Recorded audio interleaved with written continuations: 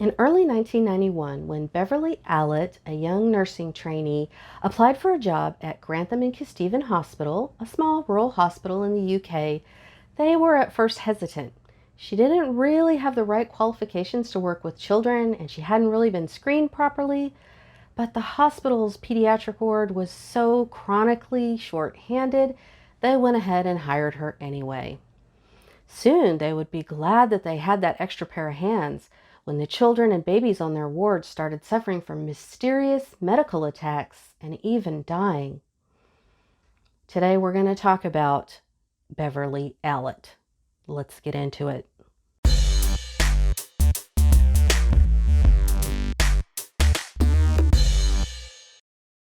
At first, the nursing manager and the ward sister, who's basically the charge nurse, had been against hiring her because she barely passed nursing school. And she did that because she had never been in class. She was out sick for like 160 days out of the 2 years that the class normally takes. She also didn't have the right training to work with children, and she hadn't been properly screened. But the staff on Ward 4, which was a pediatric ward, figured that another pair of hands was better than nothing, so they hired her. They had no way of knowing about all the red flags that were in her background. Allitt had been born and raised in the nearby village of Corby Glen. She was the second of 4 children, and her home life was pretty ordinary. There's no allegations of any kind of abuse or any other kinds of negative influences. Most people just remembered her as kind of dull. She wasn't a very good student, and in the UK, students at the age of 16 have to pass a test in order to go on to upper class high school. Well, she didn't pass that test. And her low grades seemed to be the result of missing a lot of class due to illnesses and injuries. Her classmates and family members recall that she seemed to always need to be the center of attention, and she would often fake sick or sort of have self-inflicted injuries in order to get that attention. She would also doctor hop until she found one who would agree with whatever she diagnosed herself with. And it's reported that she used that technique in order to have her perfectly healthy appendix removed. And then after the surgery, she kept messing with the surgical wound so that it took a lot longer to heal. So, as I said, because she didn't pass her test, she left school at 16. She soon got a job at a local pub called the Fighting Cocks. While she was working there, she began a relationship with a local guy named Steve Biggs. Biggs would later describe this relationship as abusive, and he was right. She would kick him and punch him and verbally abuse him right in front of people. She faked being pregnant in order to kind of manipulate him into proposing to her, but he finally called off the engagement when one time she kicked him in his testicles so hard that he passed out. Anyway, at some point, Allitt met a former nurse who offered to help her study so that she could pass nursing exams. With her help, she was able just barely to pass the entrance exam to get into nursing school. So in 1988, she was accepted into Grantham College's nurse training program. And as soon as Allitt moved into the dorm, strange things started happening. Human feces started showing up in the refrigerator, in the oven, and even one time smeared on the wall. The curtains mysteriously caught fire and just other odd, unexplained things like that. And just like in high school, Allitt was hardly ever in class. She was constantly in the nurse's office with some ailment or another. Those nurses soon figured out that she was causing most of her own symptoms. She had once injected saline solution into her breast to make it swell up, and another time swallowed near boiling water so that it would look like she had a fever. Her frequent absences resulted in, unsurprisingly, failing to pass the certification tests. She had to take them over and over until she finally passed, but just barely. Because she had such a poor performance on her test, no other hospitals offered her a job, which made her the only member of her class not to be hired right after graduation. It was only because of Grantham and Kesteven's chronic understaffing that they finally opened the door and let her in. But despite her shortcomings, she quickly proved herself there. She was always really helpful and would volunteer for extra shifts. But like at her nursing school, strange things started happening at Grantham and Kesteven as soon as Allitt arrived. Things started going missing. Some of the other staff noticed that things had gone missing from their purses or their lockers, and the key to the medicine closet also went missing. The last person known to have had the key was Allitt, but she claimed she'd given it to another staffer whose name she couldn't recall.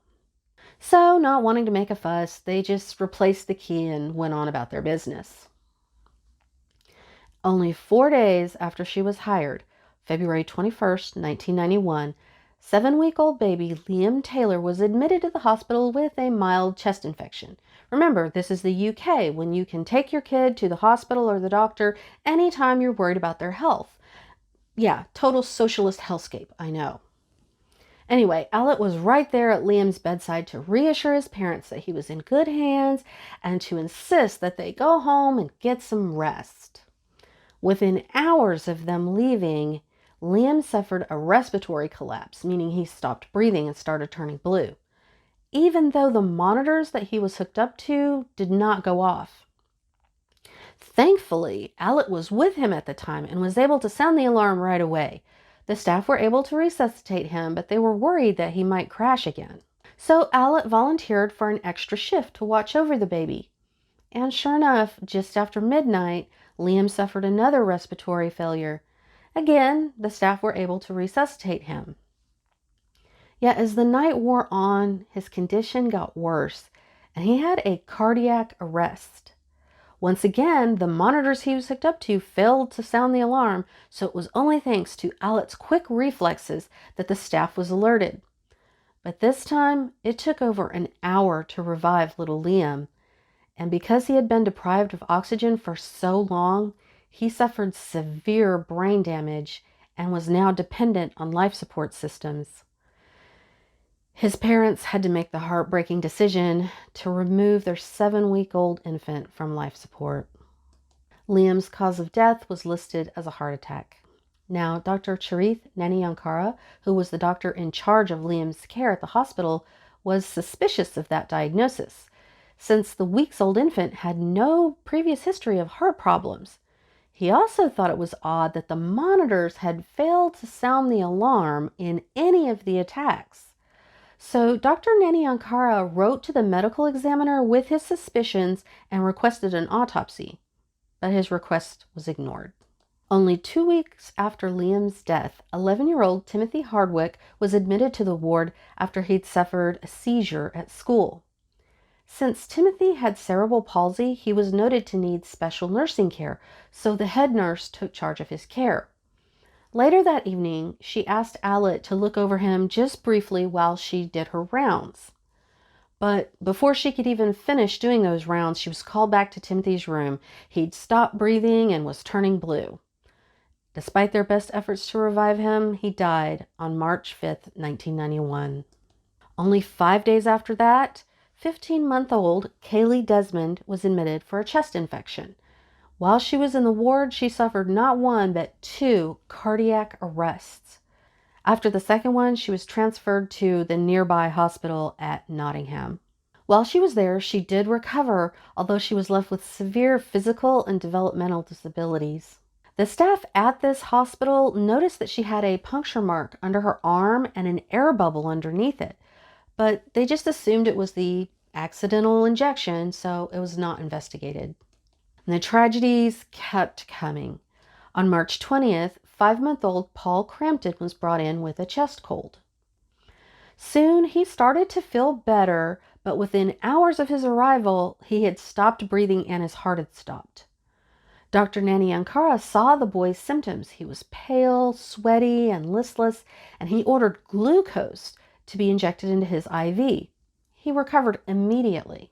The day after Paul was admitted, 2 more patients suffered serious attacks. 5-year-old Bradley Gibson, who was in the hospital with pneumonia, and 2-year-old Yik Hung Chan, known as Henry, who had a slight skull fracture. Bradley suffered 2 cardiac arrests, and Henry twice stopped breathing and turned blue. Both were transferred to Nottingham, where they thankfully recovered.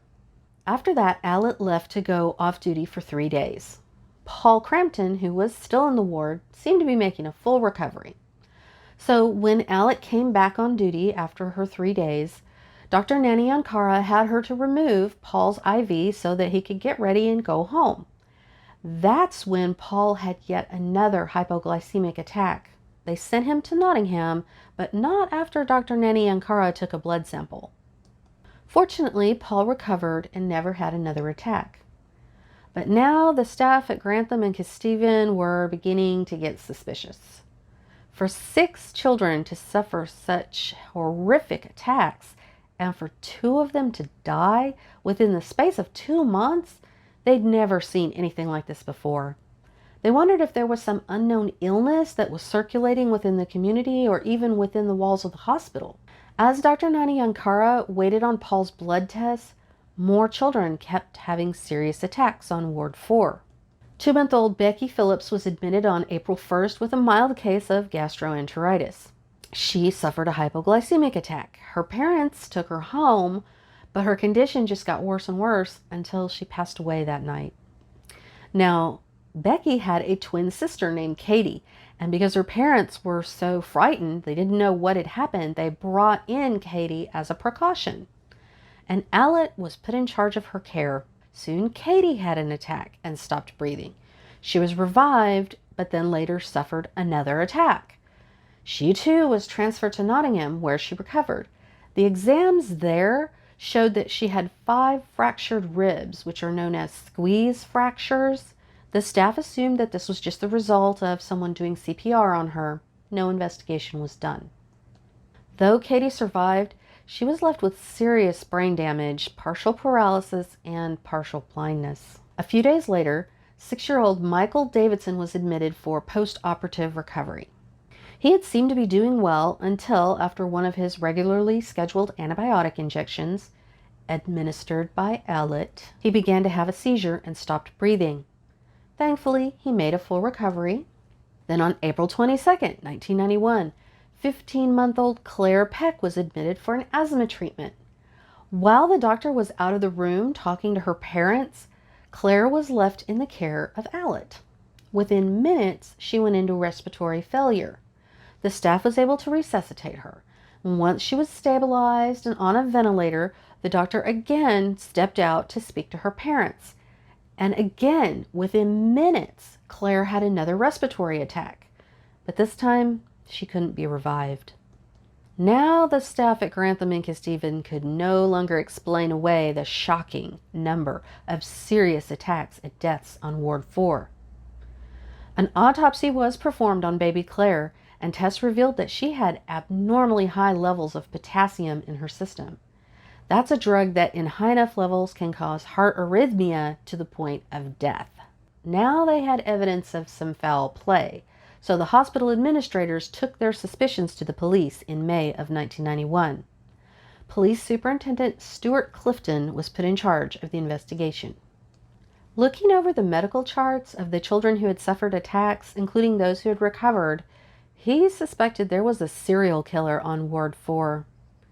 He ordered the exhumation of Claire Peck.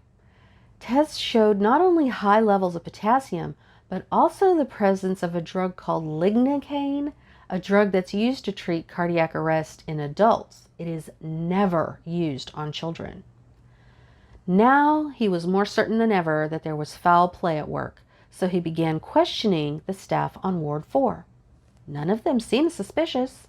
However, there was the little matter of the missing medicine cabinet key.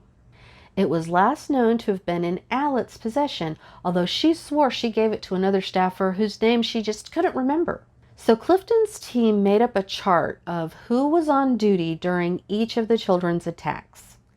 And in every single instance, Allitt was not only on duty during the attacks, but in the room. So they brought her in for questioning. She was calm, cool, and collected under questioning. She swore that she was innocent and denied that she was even on duty during some of the attacks, despite other staff stating that she had been.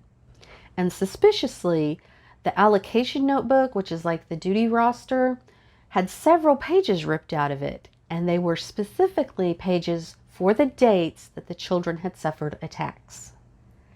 But without any concrete evidence, they couldn't arrest her.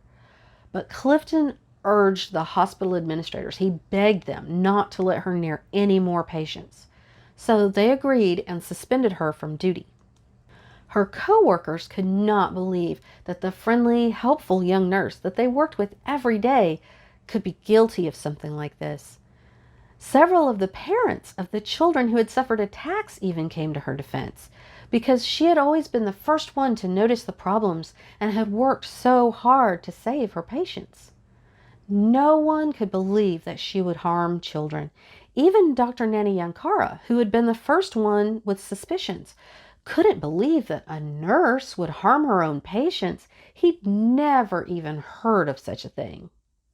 Anyway, now that she was out of work, Beverley Allitt moved out of her apartment and in with a friend named Tracy Jobson, who lived with her family in nearby Peterborough. That's when strange things started happening in the Jobson home. One day, Tracy's brother Jonathan found bleach in his bed, and on another day, the family dog started foaming at the mouth and convulsing after Allitt gave him some tablets. Then one day, the Jobson family went to the market, and while they were there, Jonathan started feeling dizzy and sweating, and he soon passed out. They took him to the hospital, and that's where they determined that he was suffering from hypoglycemic shock. The last thing he remembered doing before he had this attack was drinking some juice that Allitt had given him. The Jobsons had had enough. They called the police, and Allitt was arrested. And back at Grantham and Kesteven, the mysterious attacks on Ward 4 had stopped. Clifton's team started working on finding the evidence they needed to bring charges. Since several of Allitt's victims had been transferred to the hospital at Nottingham, the investigator went there to go through the children's records at that hospital. And for once, luck was on their side. The hospitals in the UK routinely take blood samples of their patients, but they only store them for a short period of time. In this instance, the nurse that was in charge of discarding those samples just hadn't gotten around to it yet. So the investigators went through hundreds and hundreds of samples until they eventually found samples from 9 of the 13 children who had suffered attacks while on Allitt's watch. The samples were sent for analysis, which took several weeks, but when they came back, there was no longer any doubt that they had been poisoned. Paul Crampton's blood was shown to have 43,147 milliunits of insulin, which is one of the highest levels ever recorded for a human being. Her other victims were shown to have shockingly high levels of insulin or potassium in their systems. Some of them had been killed or injured through other means, like Katie Phillips, who had been squeezed, or Kaylee Desmond, who had been injected with air, causing her lung to collapse. Allitt was arrested on July 26, 1991. A search of her house revealed the missing allocation notebook pages and a used syringe. She was formally charged with 4 counts of murder, 11 counts of attempted murder, and 11 counts of causing grievous bodily injury. While she was awaiting trial, she developed anorexia and lost a great deal of weight. As usual, she complained of various illnesses which caused the trial to be delayed several times. But in February of 1993, she could delay justice no longer. Her trial lasted nearly 4 months, most of it without Allitt even in the courtroom, since she claimed to be too sick to attend. At trial, psychologists told the jury that Allitt had Munchausen Syndrome, which is now called Factitious Disorder. That's when someone injures or induces symptoms in themselves in order to gain attention and sympathy. The psychologist testified that she then escalated to Munchausen Syndrome by proxy, which is now called Factitious Disorder Imposed on Another. And that's where someone induces injuries or symptoms in another person, usually someone under their care, in order to gain attention for themselves as a hero for saving them or taking care of them. And despite the prosecution's pretty solid case against her, she pled innocent. but the jury didn't buy it. On May 28, 1993, she was found guilty of 4 counts of murder, 3 attempted murders, and 6 counts of grievous bodily injury. But only 1 week into her sentence, she was transferred from the prison to Rampton Secure Hospital after the prison officials determined that she was at risk for self-harm. Now, since Rampton is a hospital and not a prison, the patients there are given a lot more freedom. At Rampton Hospital, she was given a private room with a television and even allowed out on shopping trips.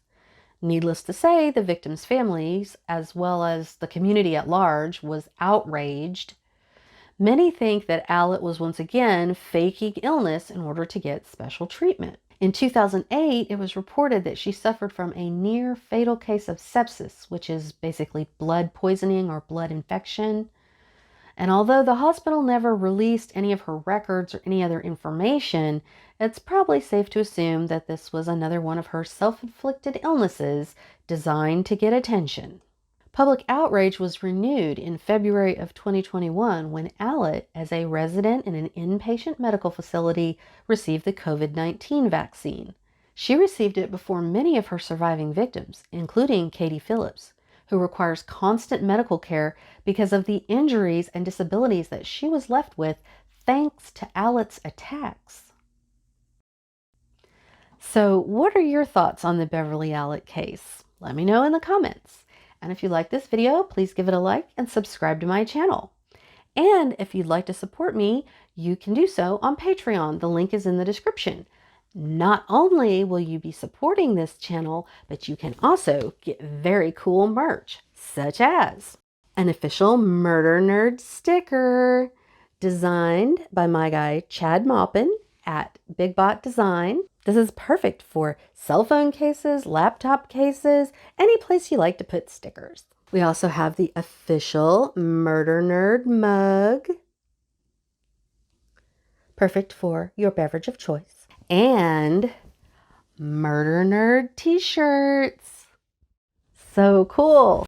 So if you'd like to score some of this cool merch for yourself and help support this channel, please check it out on Patreon. The link is in the description. Till next time, Darklings.